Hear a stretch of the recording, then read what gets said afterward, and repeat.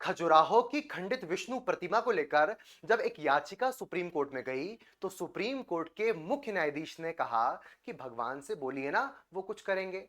कहानी कुछ ऐसी है कि हरियाणा के राकेश दलाल जी ने एक याचिका उच्चतम न्यायालय में लगाई। याचिका यह है कि एक वामन मंदिर जो खजुराहो में स्थित है, उसमें भगवान विष्णु की मूर्ति खंडित हो चुकी है, उनका सिर खंडित हो चुका है, जिस कारण से इस प्रतिमा की पूजन नहीं हो पा रही। तो इसके स्थान पर नई मूर्ति की स्थापना की जाए, ये याचिका थी। तब उच्चतम न्यायालय के मुख्य न्यायाधीश बी आर गवई जी ने कहा, चार बातें आपको ध्यान रखनी है। पहला, भगवान से कहिए, प्रार्थना कीजिए, विनती कीजिए, वो कुछ करेंगे। दूसरा, यदि आपको शिव भक्ति में कोई परेशानी नहीं है तो बाजू में शंकर भगवान का मंदिर है ना, वहां पूजन कर लीजिए। ये काम हमारा नहीं है, आर्कियोलॉजिकल सर्वे ऑफ इंडिया का काम है, उनसे बात कीजिए। और आपकी याचिका का जो मुझे उद्देश्य लग रहा है वो प्रचार पाना लग रहा है। ये चार टिप्पणियां सीजेआई यानी सुप्रीम कोर्ट के मुख्य न्यायाधीश जी ने की। मेरी अब आने वाली जो हम बात करने वाले हैं उसका उद्देश्य किसी भी पद पर बैठे व्यक्ति की अवमानना करना नहीं है, केवल अपने ठीक शब्दों में उनकी बोल सकते हैं ना, एक छोटी सी आलोचना करना है। आलोचना क्या?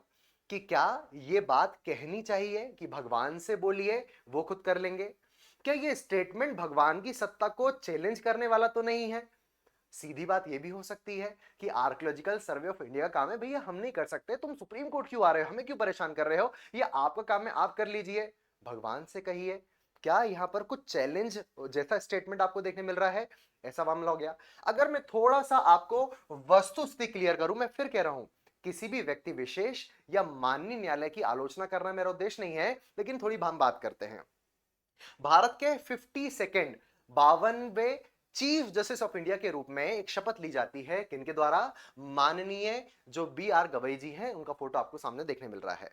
कहानी ऐसी है, जब शपथ लेते हैं तब ये एक सम्मान पूर्वक जय भीम का एक अभिवादन भी करते हैं।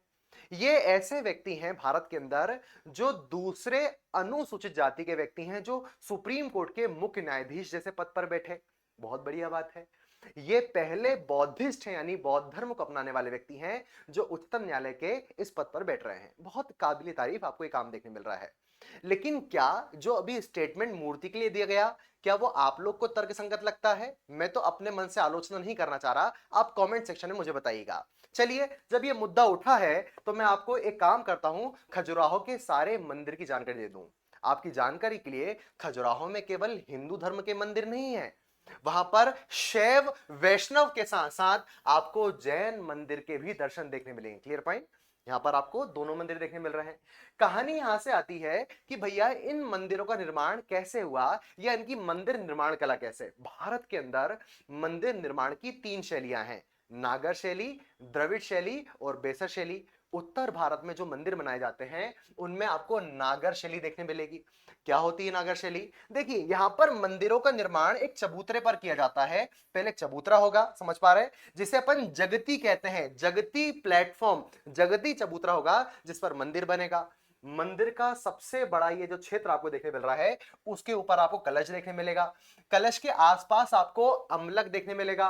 यहां पर आपको शिखर देखने मिलेगा। यहां आपको बैठने के लिए मंडप देखने मिलेंगे।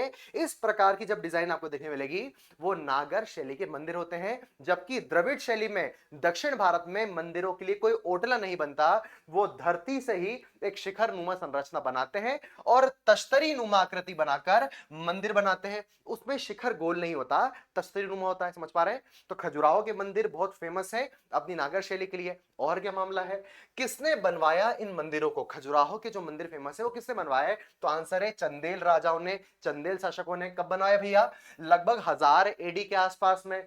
सबसे पहली कहानी निकल के आती है, आपको ये जो मंदिर देखने मिल रहा है, ये है लक्ष्मण मंदिर।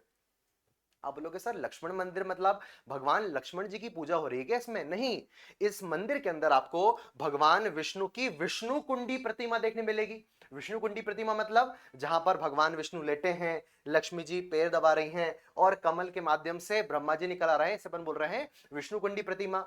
बोले पर जब भगवान विष्णु का मंदिर है तो इसे लक्ष्मण मंदिर किसे क्यों कहा जा रहा है? तो कहानी कुछ ऐसी है कि चंदेल राजा हुए, उनका नाम था यशोवर्मन। उन्होंने एक गुर्जर राजा देवपाल को हराया और देवपाल से भगवान विष्णु की इस प्रतिमा को स्नेच किया, छीना और आकर खजुराहो में लक्ष्मण मंदिर के अंदर स्थापित कर दिया। तो लोगों ने कहा भैया लक्ष्मण मंदिर क्यों? ऐसा कहा जाता है यशोवर्मन का एक और नाम लक्ष्मण सेन था, इसी कारण मंदिर को कहा गया लक्ष्मण मंदिर। या इस मंदिर को बनाने में 1 लाख कारीगरों को लगाया गया था, इस कारण से इस मंदिर का नाम क्या पड़ गया? लक्ष्मण मंदिर। अगर मैं कुछ अगले मंदिर या किसी और चीज की चर्चा करूं तो यहां पर आपको देखने मिलेगा सबसे ऊंचा मंदिर कंदरिया महादेव मंदिर। भगवान के दर्शन भी आपको यहां पर हो रहे हैं। कंदरिया महादेव मंदिर की कहानी कुछ ऐसी है कि चंदेल राजाओं का सबसे प्रतापी राजा हुआ विद्याधर चंदेल। आप सभी ने गजनवी का नाम सुना है ना, मोहम्मद गजनी का नाम सुना है ना भैया, जो गजनी से आता था और सारा काम करता था। 17 बार आक्रमण करके भारत को लूटा, लेकिन केवल एक भारत का प्रतापी शासक जिसने मोहम्मद गजनवी को हराया, उनका नाम था विद्याधर चंदेल। और साथियों आपको विश्वास नहीं होगा, जब महोबा, कलिंजर या खजुराहो के क्षेत्र में वो लूट के रूप में आक्रमण कर रहा था, तब गजनबी के आक्रमण को विफल करने की खुशी में उन्होंने सबसे ऊंचा मंदिर बनाया, जिसका नाम आपको देखने मिल रहा है कंदरिया महादेव मंदिर। महान शासक था। अगली बात अगर मैं करूं तो मंदिर है कि सर्वाधिक मंदिर बनाए गए एक राजा के समय काल में, नाम है धंगदेव। और कहानी कुछ ऐसी है, लगभग 81 मंदिर यहां पर बनाए गए थे खजुराहो में, लेकिन वर्तमान में केवल 20 मंदिर बचे हैं और बाकी सब खंडित हो चुके हैं, नष्ट हो चुके हैं। समझ पा रहे हैं?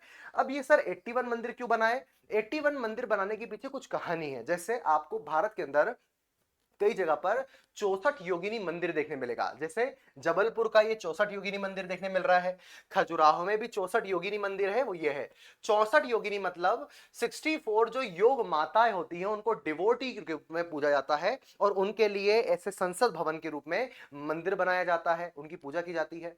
लेकिन जो 64 योगिनी मंदिर है, यहां पर आपको 64 नहीं 81 देवियां देखने मिलेंगी, 81 देव कुलिकाएं देखने मिलेंगी।